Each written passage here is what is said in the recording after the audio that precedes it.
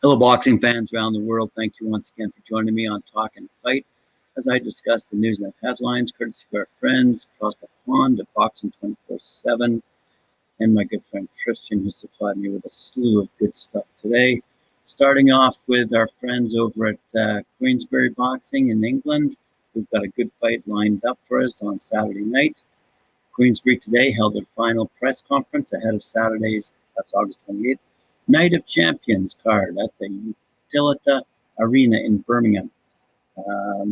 Belfast, Anthony Gacase, who's 18-1 with 7 knockouts, defends his British super featherweight crown against Lion Woodstock, who's 12-2 with 5 knockouts.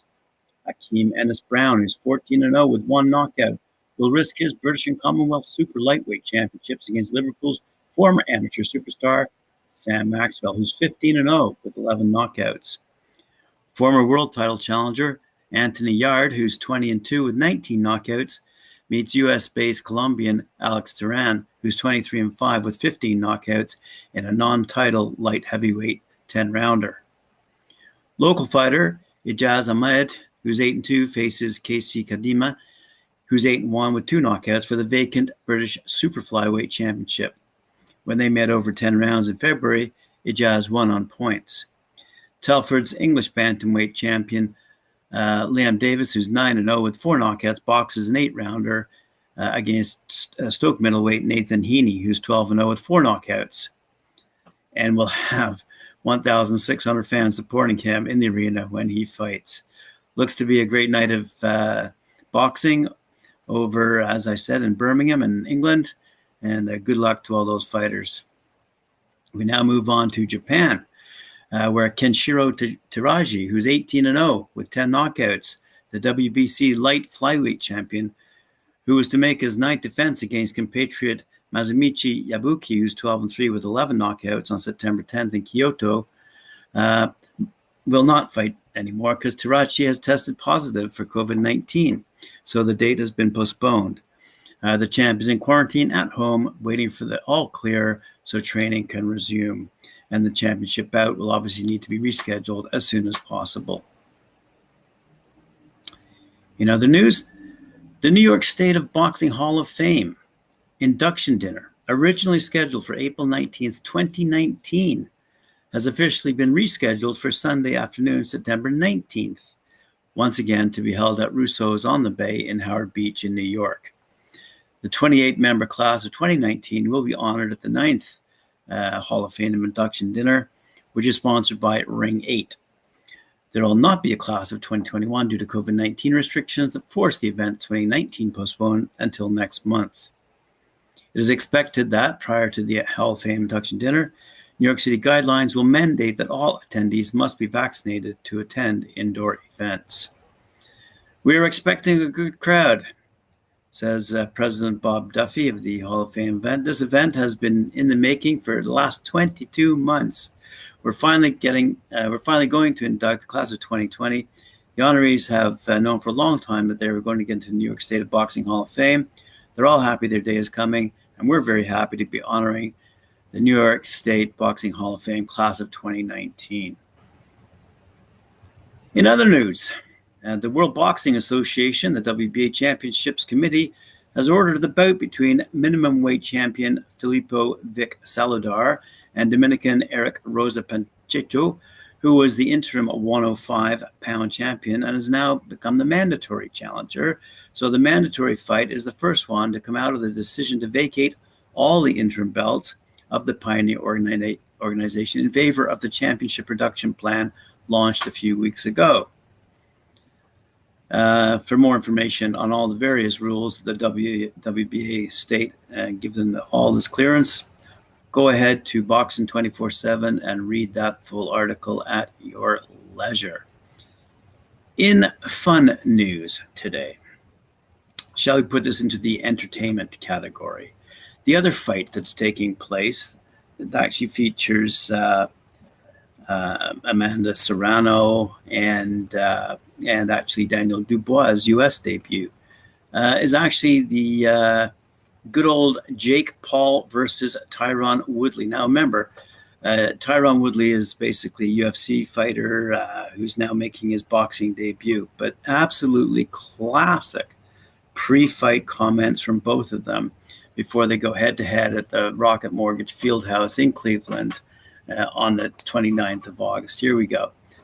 Courtesy of our good buddy Jake Paul, quote, "When I started boxing, I didn't think I'd be here this fast. My original goal was to fight Conor McGregor or Floyd Mayweather because I knew I'd have a big enough pay-per-view draw to do those things. Now I want to become world champion.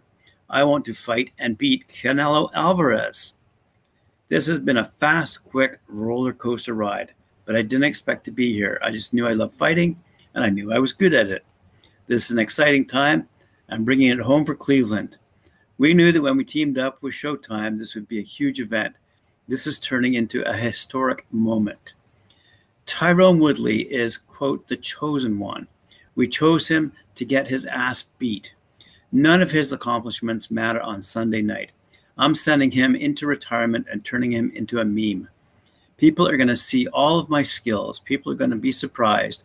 I haven't shown anything yet. I might come out southpaw. This is my coming out party. It's going to be another show on Sunday. I'm putting on another masterful performance and a boxing clinic. This guy is going to sleep and getting turned into another meme, just like his friend Ben Askren." Now, you might recall after the Ben Askren fight, it was in fact Woodley who called out Jake Paul. Anyway, after Sunday, I'm continuing the quote now of good old Jake Paul. After Sunday, nobody is ever going to talk about Woodley ever again. He's a speed bump on the road of my career. There's no other fighter that's 3-0 and taking fights against champions. I want challenges, and I want to push myself. I was much more motivated in training camp because I knew this is a dangerous opponent. I expect him to come out sharp, and I expect this to be a fun one.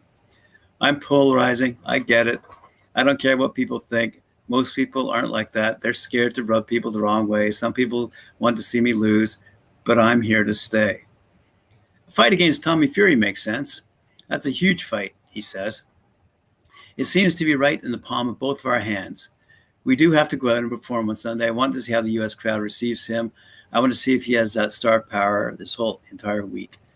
He doesn't have the big pay-per-view numbers that Tyrone Woodley has, or even a Ben Askren. Those guys sold tons of pay-per-views. No one has seen a Tommy Fury fight. There's no real respect between us. I'm going to show that winning a UFC championship doesn't mean anything in the world of boxing. Yowza! All right. Now, you'd think at that point, Tyrone Woodley would have nothing to say. Au contraire, let me quote Tyrone Woodley. "I'm falling asleep over here listening to this guy. It's disgusting how much of a clown people have to be recognized. He's got the appearance of being about all that action down, but I'm really like that. This is the fight game. You can say what you want to say, and you can do what you think fighters do. Jake does all the things to build the fight, but we're really here now. He's getting hurt on Sunday. All the people around him have lied to him. They don't want to lose their bag. They're not pushing him. You can come out with all that dumb robot. It doesn't matter. You're getting knocked out. I'm really ready to fight. I don't have any shenanigans or BS. I should bring him some wipes to clean himself up when I knock him out on Sunday. He hasn't shown me anything yet. Real, recognize real. I don't worry about what anyone on the outside is saying. I'm worried about bringing that action. I'm going crazy on Sunday. At the end of the day, it's been a long time coming. I'm thankful for my team that supported me, but I'm also thankful for everyone who's counted me out. When everyone comes against you, it shows you how powerful what you've got, what you're all about to do is. I think in general, with combat sports, one person does something and people want to replicate it. It's a real fight, though. If you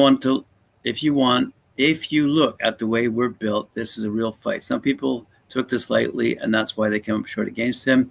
We've been training since before this fight was even signed. All camps have highs and lows. You have to fight through adversity. With me mentally, it was a lot easier when we're having fun. It was passionate, and you had people watching your every move and monitoring your every step. I'm just very grateful to all my coaches. To me, this is just a lot of fun. I haven't had fun in a long time, to be real. I love this training camp. It was one of my most fun ever. So there you go. All the quotes fit to print, all the news for today, courtesy of Jake Paul and Tyrone Woodley. What a fight that is going to be, if you can call it that. It's certainly a war of words. Let's see how they do. Well, thanks very much for joining me today. I appreciate it. Remember to like, share, subscribe, and hit that notification bells. And we'll see you